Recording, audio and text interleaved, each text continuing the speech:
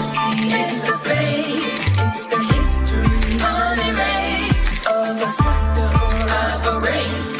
It's the strength of me, it's the strength, it's the legacy, it's the faith, it's the history, unerased, of a sisterhood, of a race. In my shoes, listen to my blues. I stand before you, resilient. So I am Levi Perrin. You can also call me Josh. That's fine too.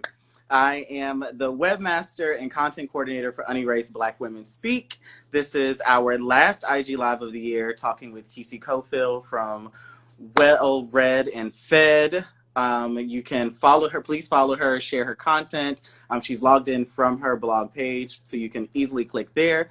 Going to talk tonight, not for too long, 10 or so minutes, about why you started this, why we love reading books, why we love eating good food, and all of that stuff. But before we begin, I absolutely want to hold space and acknowledge the transition of Bell Hooks, the writer, scholar, feminist, legend, and that was a really big loss for the community, but I hope a peaceful and powerful transition for her.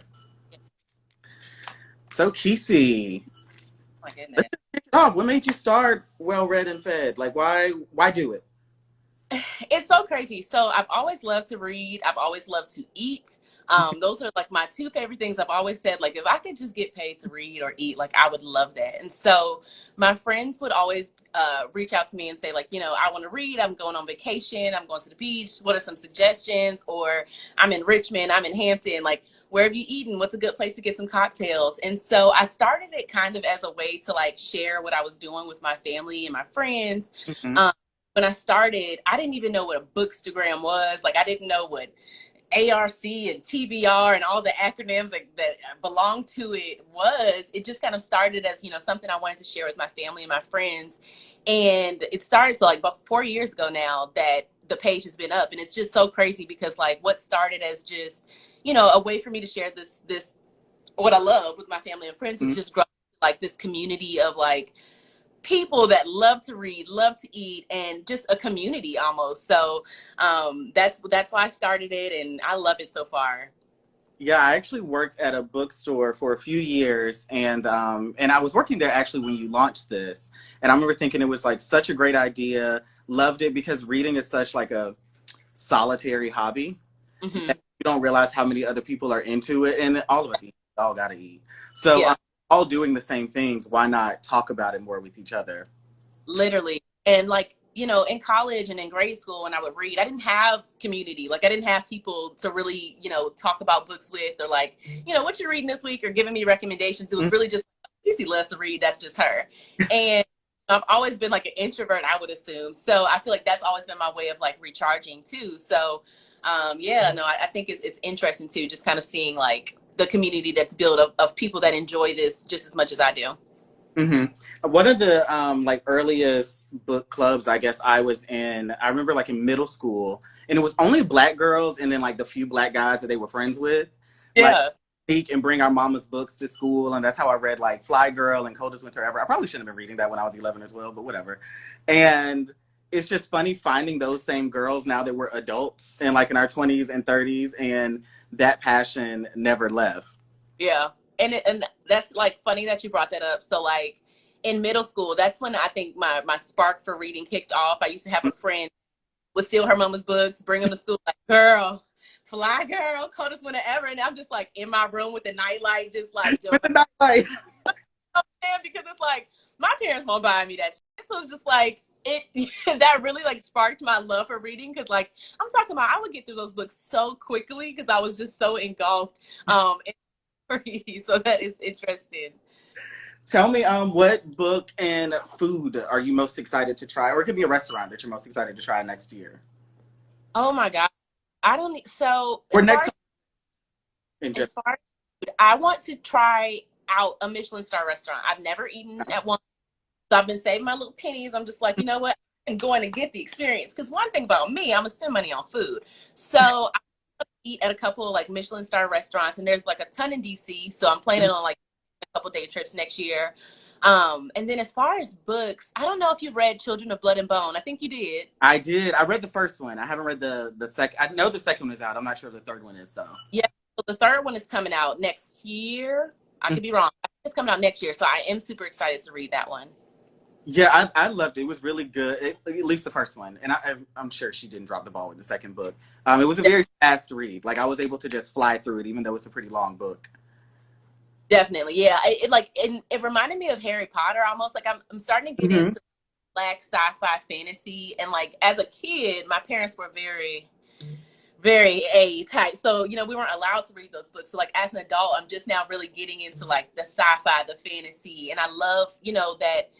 Sometimes like we just get boxed in as like Black writers, Black authors, readers, whatever. I love that it's just so different than what I was reading. Yeah. I'm super excited for her next book to come out.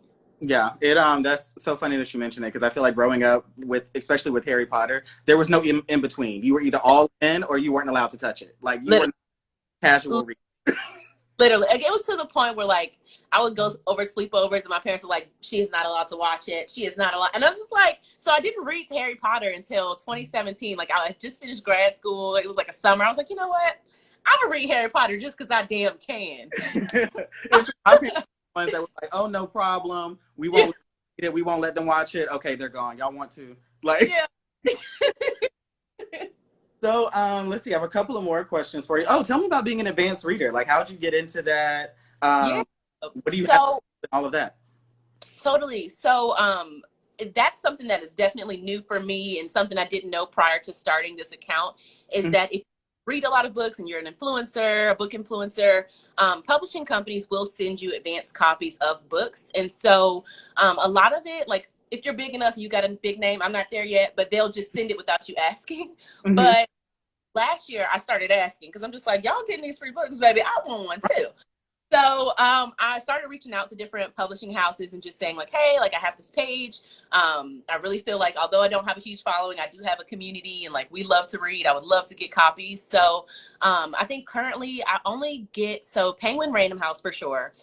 They free books every month, which is amazing. And then there's another one that I just cannot think of the name right now. But essentially what they'll do is like every month they'll send an email and they're just like, you can pick from 20 books, pick like your top 3, and they'll send them to your house. You get the chance to read and review, and you just really have to tag the author and the publishing house. So it's a really way to start reading the new reads and kind of get ahead of like what's coming out. Honestly, I might start doing that. You should. So one of the newer projects that we're probably going to roll out as Unerased in the new year is we're going to start a book club ourselves. We in the DC area, I think the DC area is known as one of the biggest like reader cities. So we really just want to tap into that community here. But do other book club, book reviewer people reach out to you? What advice do you give them? Like, how do you even just get started?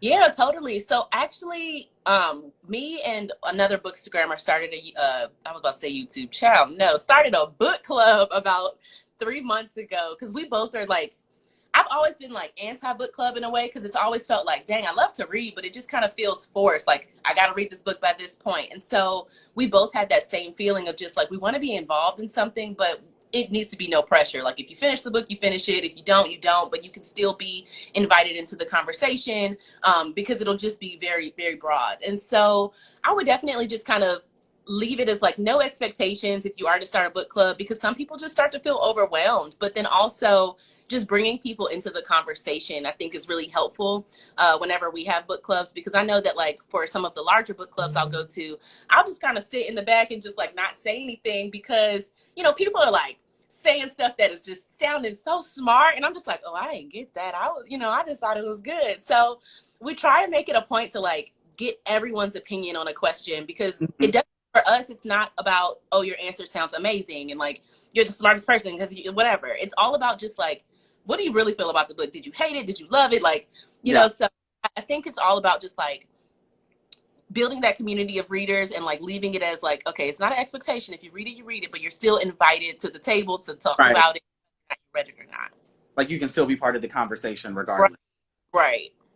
Let's see. The last question I have for you, time always runs fast. Yes. Where do you want to see Well Read and Fed this time next year? It's December 2022, and we're talking again. What are you telling me? What happened? Okay, so I always feel like I'm not an influencer because it's like I really don't be putting in the time I should put in. So next year, I really want to try and put in more time to this page. Jay, I don't know if he's still on, but he's a food influencer in Richmond, and so I would love to like start hosting Richmond events, dinner parties, things like that. Definitely more book clubs. Definitely kind of getting more hands on with this page, and of course doing more giveaways. But I really just, I don't know, like I'm not crazy about like, oh, I need to have 1 million followers or anything like that. I want to build a bigger community of people that love to read, people that love to eat. And yeah, I just, bigger community, I think, is the answer. Well, that's perfect. I think we can leave it there if you don't have anything else to us with. Awesome. Well, thank you so much, Yeah, Lee. thanks for joining. And I'll just leave you guys with our next live will be Thursday, January 6th. So we will see you in 2022. Stay tuned on our Instagram and also our mailing list to find out who we're going to be chatting with. So great talking to you again, Kici. Thanks for joining. Of course, We'll guys. Bye. Bye.